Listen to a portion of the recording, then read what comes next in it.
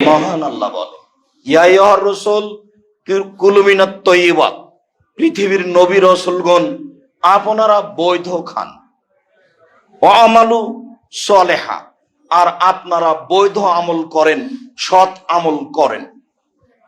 অত্র আয়াতে আল্লাহ তাআলা দুইটা আদেশ করেছেন।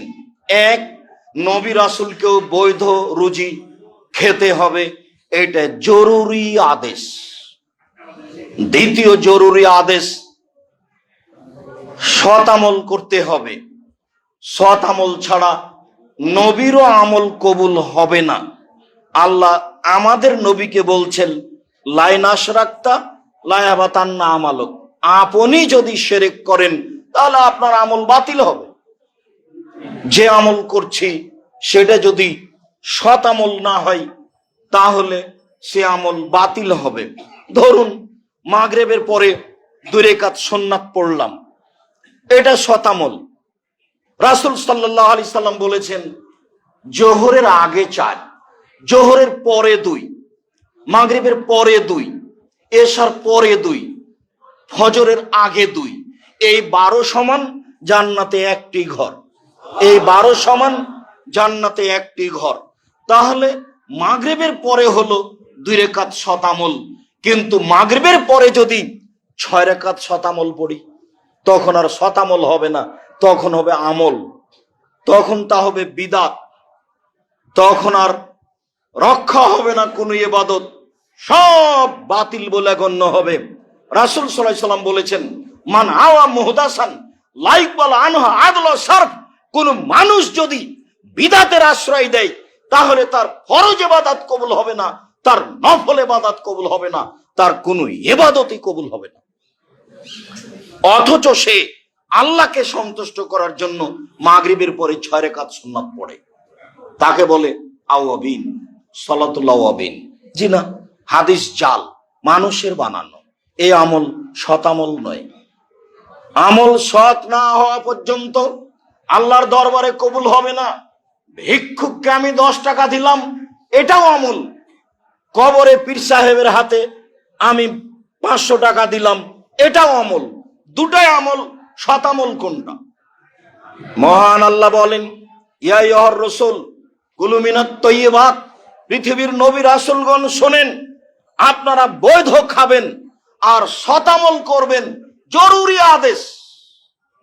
কোন নবী যদি সৎ আমল না করেন তাহলে তার আমল বাতিল হবে, যদিও তাদের সরাসরি যোগাযোগ আল্লাহর সাথে মাধ্যম জিবরাইল আলাইহিস সালাম। জিবরাইলের মাধ্যমে তারা সরাসরি কথা বলতে পারেন, জিবরাইলের মাধ্যম দিয়ে। এরপরেও যদি তারা কোনো অসৎ আমল করেন তাহলে আল্লাহর দরবারে তা কবুল হবে না। আল্লাহ জোরালো আদেশ করলেন, তিনি বলেন, ইয়া আইয়ুহাল্লাযীনা আমানু, যারা বিশ্বাসী, পরকালকে বিশ্বাস করো, আল্লাহকে বিশ্বাস করো, নবীকে বিশ্বাস করো, ফেরেশতাকে বিশ্বাস করো, ভাগ্যকে বিশ্বাস করো, তারা শোনো, কুলু মিনাত তাইয়্যিবাতি মা রাযাকনাকুম, আমি যে রুজি দিয়েছি সেখান থেকে বৈধ খাও। আমি রুজি দিলেই তুমি খাবা এ কথা নয়, সেটা তোমার জন্য বৈধ হতে হবে। মানুষ যা কিছু খায় পৃথিবীতে, সাপ, ব্যাঙ, গরু, ছাগল, পশু প্রাণী, বিড়ি, তামাক, জর্দা, সিগারেট, যত পৃথিবীতে মানুষ খায় সবই আমার দেওয়া রুজি। তবে তোমরা যেটা খাবা সেটা বৈধ হতে হবে। যারা পরকালকে বিশ্বাস করো, আমি তোমাদেরকে আদেশ করলাম। আয়াতে বোঝা যায় মানুষকে সৎ আমল করতে হবে, বৈধ রুজি খেতে হবে।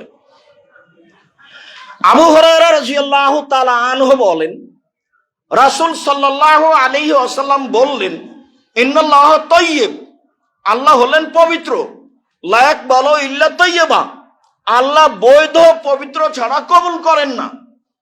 এই পর্যন্ত বলার পরে কবুল করেন না মর্মে একটা উদাহরণ দিচ্ছেন আল্লাহর নবী। সুম্মা যাকারা রাজুলা, তারপর তিনি একটা লোকের কথা বলেন, ইতিলি সাফারা, যে লোকটা লম্বা সফরে রয়েছে, আশা আশা আকবারা, মাথার চুলগুলি এলোমেলো হয়ে গেছে, ঠিক মতো গোসল করেনি, ঠিক মতো চিরুনি করেনি, চুল এলোমেলো, বিপদে পড়েছে। অয়ামুদ্দ ইয়াদাইহি, আল্লাহর দরবারে হাত তুলে প্রার্থনা করে বলছে, রব্বি, হে আমার প্রতিপালক, আমি বিপদগ্রস্ত। রাসূল সাল্লাল্লাহু আলাইহি সাল্লাম বলেন, মাতামুহু হারাম, তার খাদ্য আছে হারাম, মাশরাবুহু হারাম, তার পানি আছে হারাম, মালবাসুহু হারাম, তার পোশাক হারাম, অগজিয়া বিল হারাম, তার জীবিকা নির্বাহ হারাম, আন্না ইস্তাজাবু লাহু, তার দোয়া কি করে কবুল হতে পারে? মুসলিম। বিবরণে বোঝা যায় তার দোয়া কবুল হবে না। প্রথম কথা, লোকটা মুসাফির, যারা সফরে থাকে তাদের দোয়া আল্লাহর দরবারে কবুল হয়। দ্বিতীয় কথা, লোকটা বিপদগ্রস্ত। বিপদগ্রস্ত লোক যখন আল্লাহকে কোনো কথা বলেন তখন তার কথা আল্লাহ মেনে নেন। তৃতীয়, লোকটা হাত তুলে দোয়া করছে। মানুষ যখন হাত তুলে দোয়া করে তখন খালি হাত ফিরিয়ে দিতে আল্লাহ লজ্জা পান। লোকটা আমার কাছে হাত তুলে কথা বলে, আমি কেমনে ফিরিয়ে দিই? যাও, আমি তোমার হাত ফিরিয়ে দিলাম না, তুমি যা চাচ্ছ সেটাই দিয়ে দিলাম। সর্বশক্তিমান আল্লাহ আলা কুল্লি শাইইন কাদির, তিনি সব কিছু করতে পারেন, পরাক্রমশালী, আজিজ, কাদির, সত্তা বলেন। মানুষ যখন হাত তুলে দোয়া করে আমি তার খালি হাত ফিরিয়ে দিতে লজ্জা পাই।